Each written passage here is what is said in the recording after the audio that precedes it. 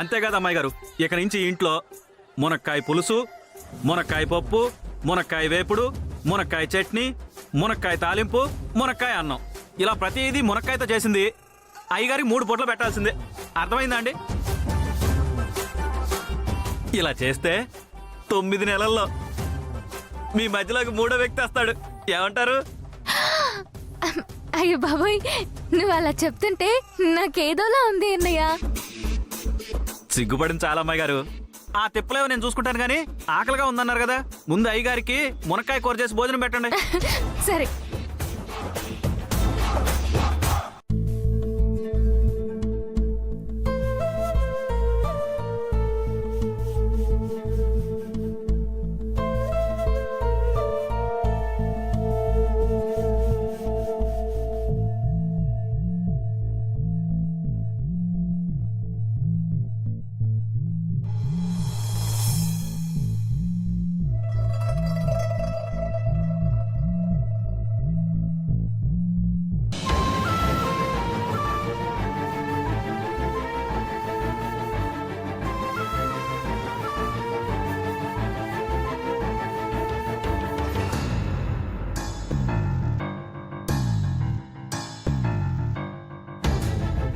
బాబా,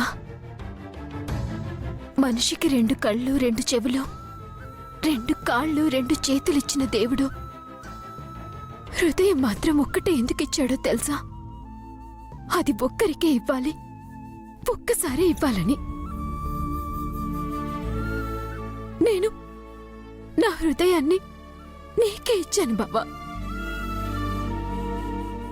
అందులో నిన్ను నింపుకొని నిన్నే ఆరాధిస్తున్నాను.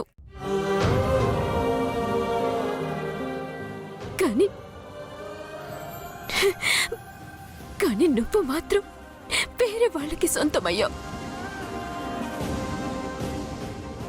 ఒక్కసారి కాదు, 2 సార్లు నిన్ను నా వాణ్ణి చేసుకుందాం అనుకున్నాను. కానీ 2 సార్లు నువ్వు నాకు మిస్ అయ్యావు. ఇక నువ్వు నాకు దక్కవని తెలిసిన దగ్గర నుంచి నేను తట్టుకోలేకపోతున్నాను బావా.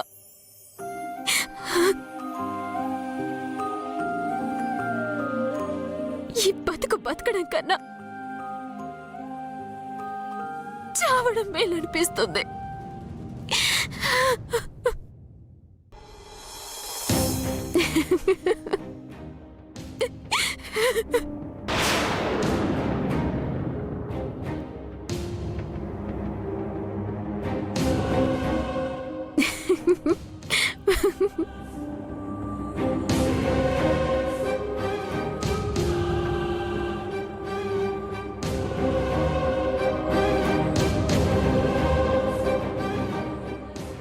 ఏంటి శ్వేత అలా చూస్తున్నావు? ఇన్నాళ్ళు నువ్వు అనుకున్నది సాధించడం చూస్తుంటే నువ్వెంత ఆనందపడుతున్నావో నీ అంతరాత్మగా నేను కూడా అంతే ఆనందపడేదాన్ని. కానీ ఇప్పుడు నిన్నిలా చూస్తుంటే జాలిస్తుంది. మనం పరీక్షలు రాసేటప్పుడు రాత్రి పగలు అని తేడా లేకుండా ఎంతో కష్టపడి చదివి ఎగ్జామ్స్ రాస్తాం. అలా రాసినప్పుడు కూడా ఒక్కొక్కసారి ఫెయిల్ అవుతాం. ఫెయిల్ అయినంత మాత్రాన జీవితమే వేస్ట్ అనుకోం కదా. మళ్లీ కష్టపడి చదివి ఎగ్జామ్స్లో పాస్ అయ్యి అనుకున్నది సాధిస్తాం. ఇప్పుడు నీ జీవిత పరీక్ష ఒక్కసారి ఫెయిల్ అయినంత మాత్రాన నువ్వు బాధపడాల్సిన అవసరం లేదు. ఏం చేస్తే నీ బావ నీకు దగ్గరవుతాడో ఆలోచించి ఆచరణలో పెట్టు. అప్పుడే నీ బావ నీకు సొంతమవుతాడా. అంతేగాని నువ్వు చనిపోవాలని నిర్ణయించుకున్నావంటే అది నీ పిరికితనానికి నిదర్శనమవుతుంది. అసలు నువ్వు ఆలోచించడం లేదు కానీ నీ బావ నీకు సొంతమయ్యే మార్గం ఒకటుంది. అర్థం కాలేదు కదా? బావ ప్రాణాలతో బయటపడగానే బావకి దూరమవుతానని ఆ వెన్నెల ప్రమాణించేసింది. అది కూడా దేవుడి మీద చేసిందే. దానిని ఆయుధంగా వాడి బావ నుంచి వెన్నెలని దూరం చేయి. ఆ తర్వాత బావని నువ్వు సొంతం చేసుకో.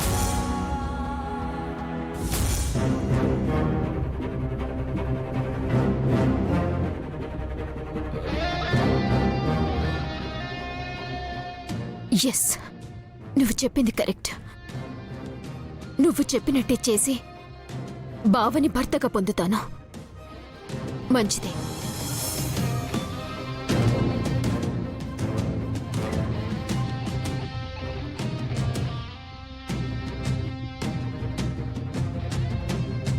బావా, ఈ అవకాశాన్ని మాత్రం నేను వదులుకోను. ఎలాగైనా నిన్ను నా వాణ్ణి చేసుకుంటాను.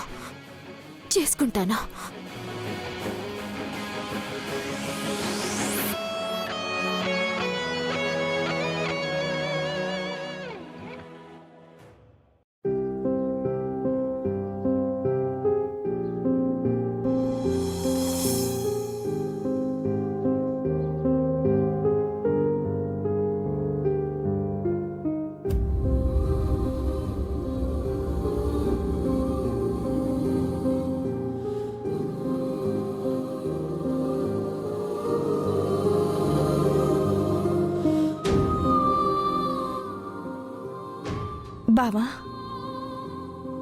బావా, వాసు బావా,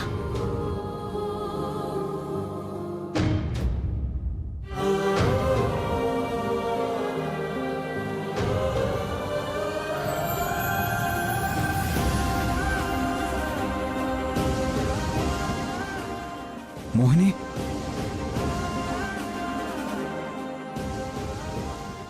మోహిని,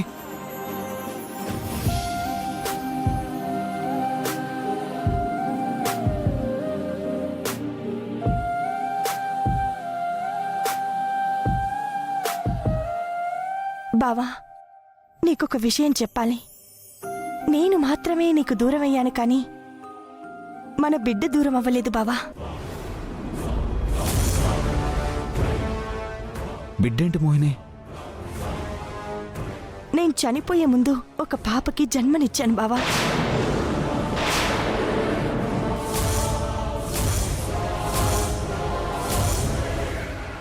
ఇప్పుడు మన బిడ్డ నీకు దగ్గరలోనే ఉంది బావా.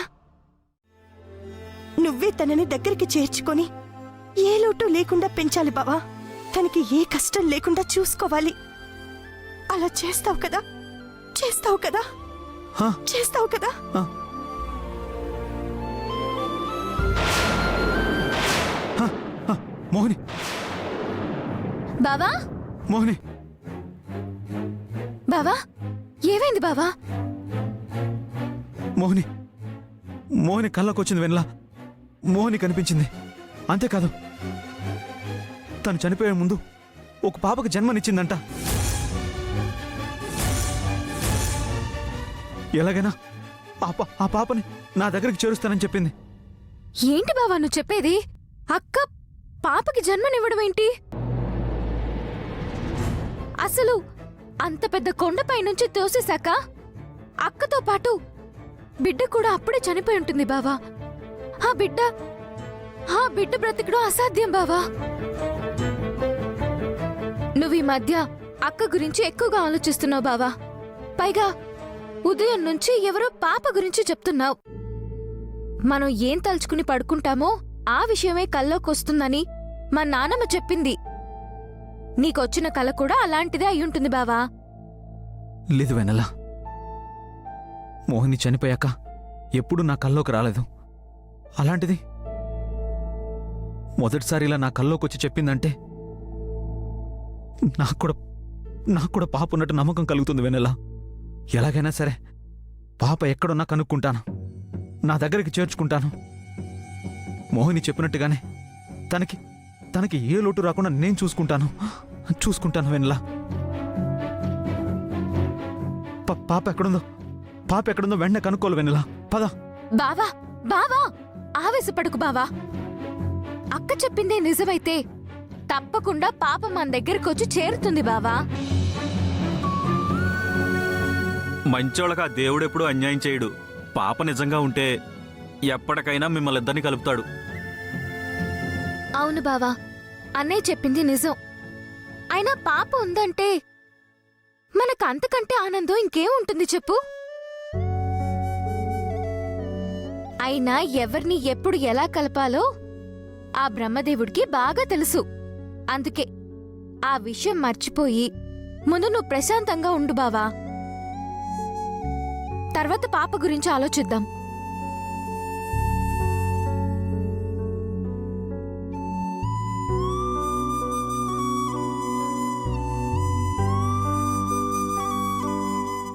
అన్నయ్య, వెళ్ళి కొంచెం మంచినీళ్ళు అలాగే తీసుకురావా? ఇదిగోండమ్మా. బావా, కొంచెం మంచినీళ్ళు తాగు బావా.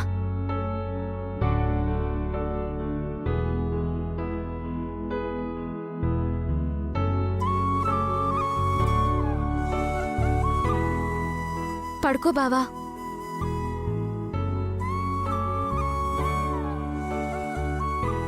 ఏమీ ఆలోచించకుండా ప్రశాంతంగా పడుకో బావా.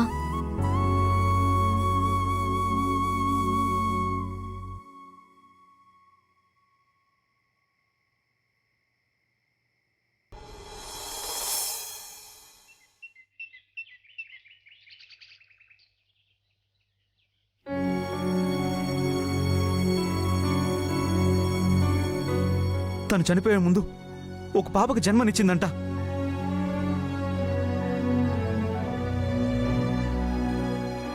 ఎలాగైనా ఆ పాపని నా దగ్గరికి చేరుస్తానని చెప్పింది. మొదటిసారి ఇలా నా కల్లోకి వచ్చి చెప్పిందంటే నాకు కూడా పాప ఉన్నట్టు నమ్మకం కలుగుతుంది వెన్నెల.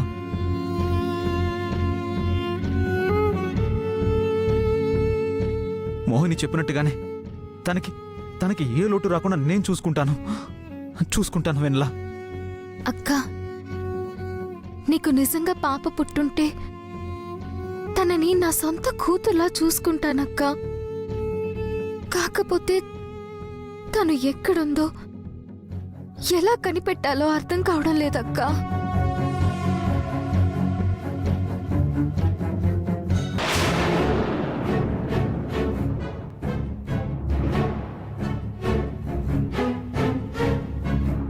అక్క, నువ్వా? రా అక్క, కూర్చో, రా. ఆహాహా! ఎంత ఆప్యాయంగా పిలుస్తున్నావే. నీ మాటల్లో ప్రేమ కనిపిస్తుందే గాని నీ మనసులో మాత్రం విషం, కుట్ర దాగున్నాయని ఇన్నాళ్ళు తెలుసుకోలేకపోయాను.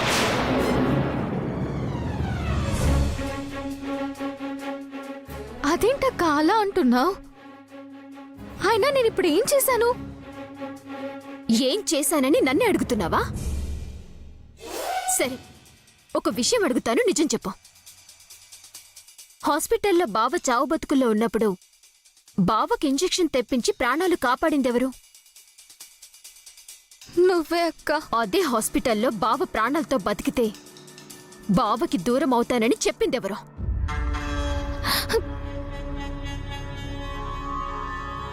నేనే అక్క. మరి నా బాధ్యతని నేను నెరవేర్చినప్పుడు నీ మాటని నువ్వు నిలబెట్టుకోవాల్సిన అవసరం ఉందా లేదా? చూడు, నేను బావని బతికించిన రోజే బావకి నేను దగ్గరవ్వాలని, నువ్వు దూరం అవ్వాలని మనిద్దరి మధ్య ఒక ఒప్పందం చేసుకున్నావు. కానీ నువ్వు ఆ ఒప్పందాన్ని తప్పి ఇంకా బావతోనే కలిసుంటున్నావు. అంటే ఇది కుట్ర కాదా? ఇది మోసం కాదా? చెప్పు వెన్నెలా, చెప్పు. నువ్వు చెప్పింది నిజమే అక్క, నేను కాదనను.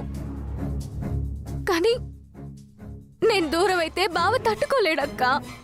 కానీ నువ్వు దగ్గరగా ఉంటే బావ బతకడు. ఆ విషయం తెలుసుకో.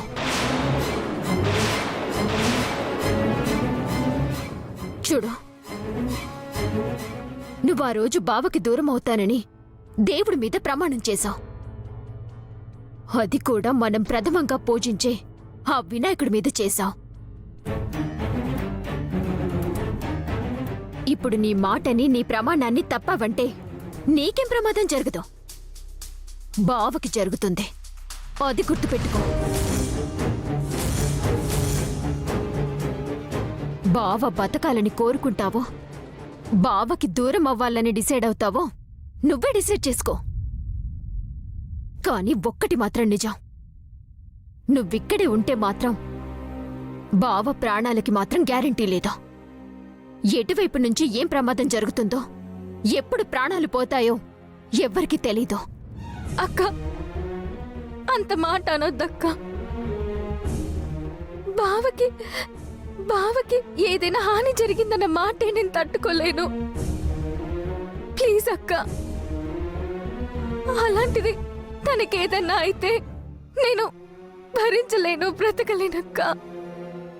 అక్క, బావ బ్రతకడమే నాకు కావాలక్క. అందుకు ఒక 24 గంటలు నాకు టైం ఇవ్వక్క. ఇక్కడి నుంచి ఖచ్చితంగా వెళ్ళిపోతాను. సరే, 24 గంటల్లో దీని పీడ విరగడవుతుందన్నమాట. ఆ తర్వాత బావని నా సొంతం చేసుకోవాలి.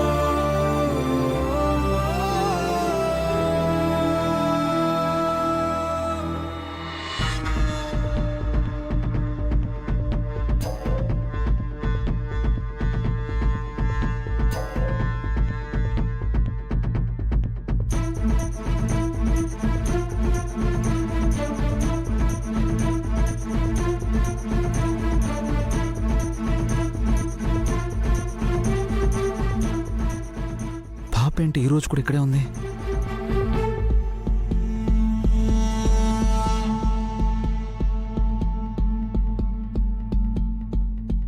హాయ్ పాపా. Hi uncle. అదేంటమ్మా నిన్ను కూడా ఇక్కడే ఉన్నావు, ఈ రోజు కూడా ఇక్కడే ఉన్నావు? నేను రోజు ఈ టైంలో ఇక్కడే ఉంటాను అంకుల్. ఎందుకమ్మా? మా మావయ్య రోజు మందు తాగడానికి ఇక్కడికే వస్తాడు. నన్ను ఇక్కడ కూర్చోబెట్టి ఆయన మందు తాగి ఇక్కడికి వస్తాడు. తర్వాత ఇద్దరం కలిసి ఇంటికి వెళ్తాం.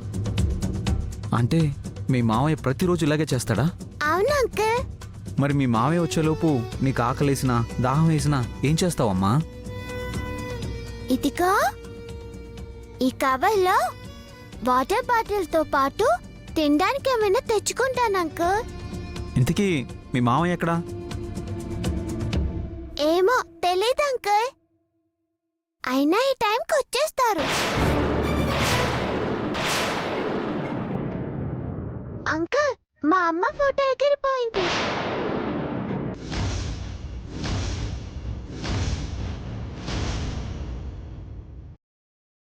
ఉండు నేను తీసుకొస్తాను.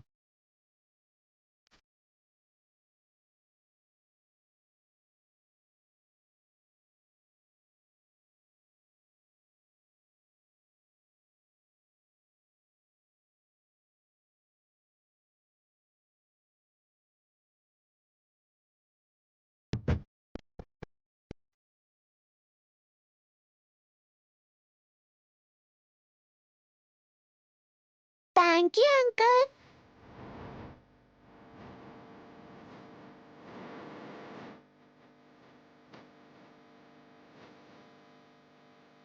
అంకుల్, కొంచెం ఈ కవర్ పట్టుకోండి. అమ్మ ఫోటో లోపల పెడతాను.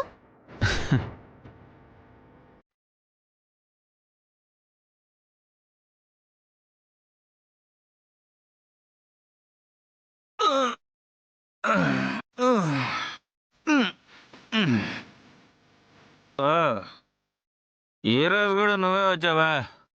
మంచిది. మమ్మల్ని మా ఇంటి దగ్గర తీసుకుని రా. మా అమ్మాయి మాటలు పట్టించుకోకండి అంకుల్. మమ్మల్ని డ్రాప్ చేయండి అంకుల్. రండి అంకుల్, ప్లీజ్ అంకుల్ రండి.